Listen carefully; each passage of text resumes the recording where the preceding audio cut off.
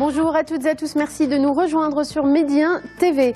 Le 1er décembre, c'était la journée mondiale de lutte contre le sida, une journée dédiée à la prévention, à la sensibilisation, mais aussi à l'information. Quelles sont les statistiques aujourd'hui dans le monde et au Maroc? Quelles sont les avancées en termes de prévention et de traitement? Pour répondre à ces questions avec nous, nous recevons aujourd'hui le docteur Fatiha Roufrani. Vous êtes membre du Conseil national de l'association de lutte contre le sida et présidente de la section de l'association Araba. Merci beaucoup d'être avec nous. Alors, Madame Roufrani, d'abord, on va partir de ce qui se passe au niveau mondial. C'est la journée mondiale de lutte contre le sida. Est-ce qu'on peut avoir tout d'abord un état des lieux de la situation épidémiologique à travers le monde et les principales évolutions de ces dernières années? Alors, sur le plan mondial, il y a quelques avancées quand même qui sont assez significatives en matière de réduction des nouvelles infections. Et c'est l'accès au traitement qui a fait qu'il y a eu cette réduction des nouvelles infections sur le plan mondial au niveau des pays qui étaient réputés avoir une grande prévalence. Ça, c'est un point parce que maintenant, pratiquement 21 millions de personnes de par le monde ont accès au traitement. Et ça a révolutionné quand même la lutte contre le sida. Alors justement, si vous me le permettez, pour qu'on comprenne bien pourquoi le traitement est essentiel, qu'on fasse la distinction entre le VIH et la maladie du sida. Est-ce qu'on peut avoir une précision terminologique? Alors, nous, on parle de l'infection à VIH-Sida. L'infection à VIH-Sida, c'est une maladie chronique qui passe par des stades. La personne est porteuse du virus. C'est le VIH. C'est le VIH. Elle est asymptomatique tant que son système immunitaire est performant et ça peut aller jusqu'à une dizaine d'années. Elle est porteuse sans traitement, mais elle peut transmettre. Et ce n'est que quand il y a un déficit immunitaire qu'elle fait la maladie du sida. Donc on peut être porteur du VIH sans pour autant avoir le sida, tant que le système immunitaire fonctionne. Le sida, c'est le stade terminal de l'évolution de l'infection à VIH-Sida, en dehors de tout traitement, bien sûr. Donc ça veut dire que si on est porteur du VIH et qu'on prend le traitement à temps, la maladie du sida peut ne jamais se déclarer. Et c'est donc en ce sens que l'accès en traitement est fondamental. Voilà, c'est le but. C'est-à-dire une personne dépistée tôt, mise sous traitement tôt, maintenant avec la stratégie dépister-traiter, sans tenir compte de l'état immunitaire de la personne de CCD4. Et si elle est dépistée tôt, elle ne peut, et ça le but, ne peut jamais faire la maladie du sida. Et c'est le but, pour que les gens vivent avec un système immunitaire performant, avec une meilleure qualité de vie, avec des projets de vie.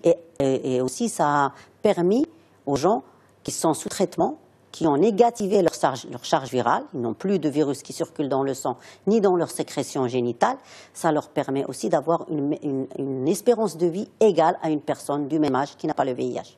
Donc l'accès au traitement a révolutionné la lutte contre le sida et le traitement est devenu un moyen de prévention. Parce qu'une personne qui prend son traitement, qui est négative, sa charge virale, ça veut dire que la transmission est quasi nulle. Donc même la charge virale communautaire et dans la société diminue. C'est ce qui fait et a conduit à la réduction des nouvelles infections. Donc ça, c'est l'évolution au niveau mondial. Qu'en est-il pour le continent africain? La situation épidémiologique en Afrique et les principaux défis qui se posent encore pour le continent? Alors par rapport au continent, il y a eu de grandes avancées, comme je l'ai dit tout à l'heure, même dans les pays subsahariens réputés avoir une grande prévalence, il y a une grande évolution. Et c'est l'accès au traitement et le plaidoyer de la société civile que ce soit auprès du gouvernement ou auprès des bailleurs ou auprès des firmes pharmaceutiques, qui a permis cet accès, cet élargissement de l'accès au traitement, qui a fait que les nouvelles infections se sont réduites quand même sur le plan mondial.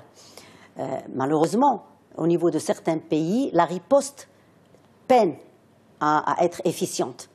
Et c'est pour ça qu'il y a maintenant des plans de rattrapage au niveau de ces pays. Alors concernant le Maroc est leader au niveau de la région MENA. Il a eu un programme qui a toujours été performant, concerté avec la société civile, qui a permis aussi au programme de prendre toutes les bonnes initiatives, de prendre toutes les approches innovantes et de les intégrer au programme national. Donc notre programme, il faut que les Marocains soient fiers du programme national de lutte contre le sida et de la société civile, notamment l'association de lutte contre le sida qui a mis en place des approches innovantes qui ont été intégrées par la suite au programme.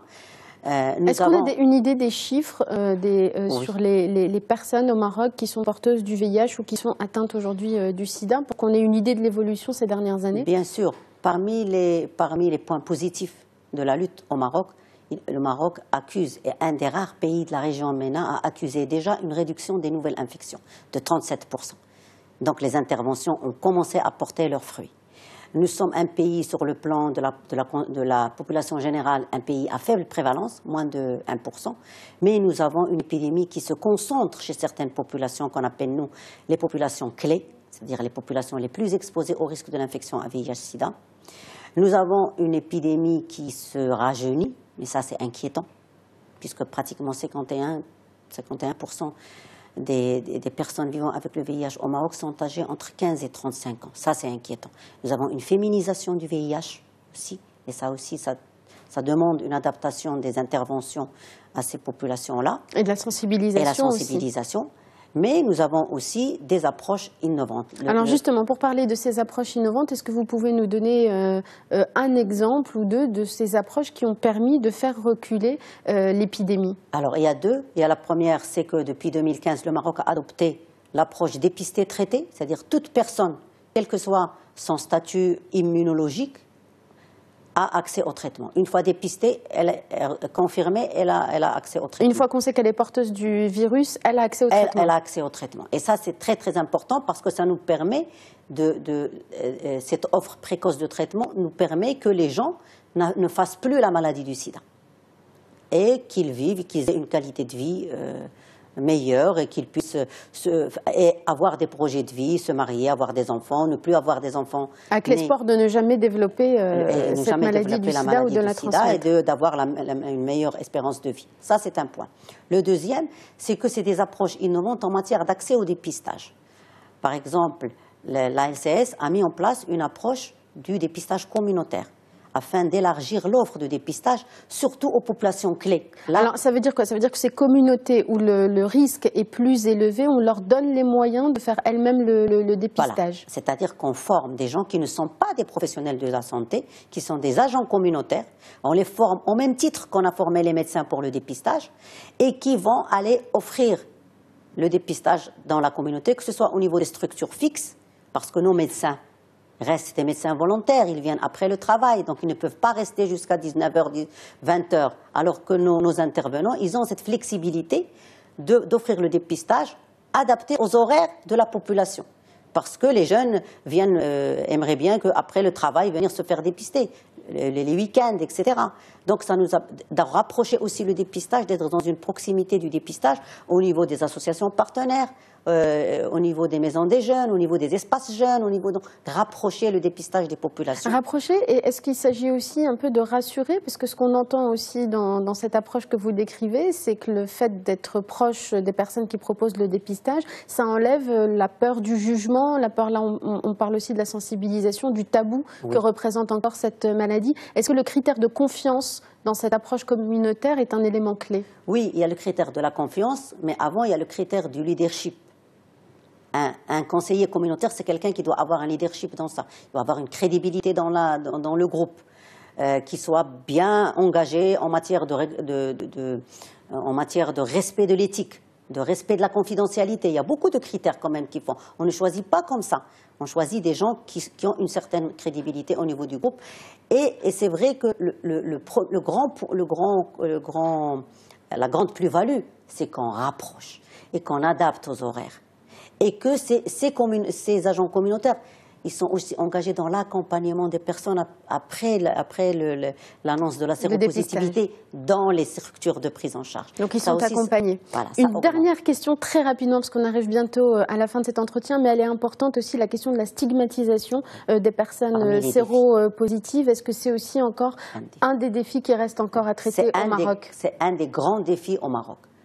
Il y a deux choses. Il y a cette approche droits humains et VIH-Sida, et c'est cette lutte contre la stigmatisation et les discriminations qui persistent encore, que ce soit vis-à-vis des personnes vivant avec le VIH ou des populations clés. Et c'est ce qui constitue, premièrement, le frein à l'accès au dépistage et le frein à la rétention dans le circuit de prise en charge. Ça aussi, c'est très très important. Le comble, c'est que quand cette stigmatisation se fait au milieu de soins, par des professionnels de santé. Et ça, c'est inadmissible. Et donc là, il y a encore beaucoup de choses à faire. Beaucoup de choses à faire. Il y a bien sûr la formation des professionnels de santé dans cette lutte contre la stigmatisation. Merci infiniment, Dr Fatiha Roufrani. Je rappelle que vous êtes membre du Conseil national de l'Association de lutte contre le sida et présidente de la section de Rabat. Merci infiniment de nous avoir apporté votre éclairage sur ce sujet. Merci à vous tous et à vous toutes de nous avoir suivis. C'est la fin de cet entretien, mais restez sur Média TV, l'information continue dans un instant.